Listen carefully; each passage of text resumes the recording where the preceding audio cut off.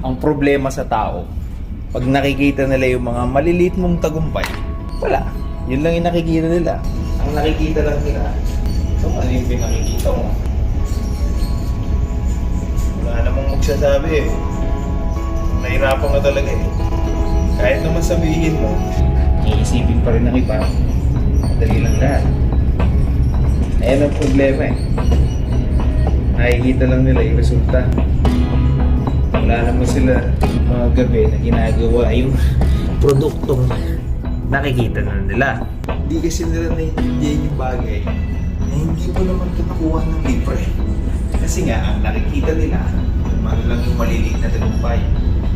Walang nakaalam na kailangan mong pagbuyan at paghirapan ng mga ito. Madali kasing ikwento. Ito totoo lang, mahirap iparamdam. Huwag nasasama yung loob mo.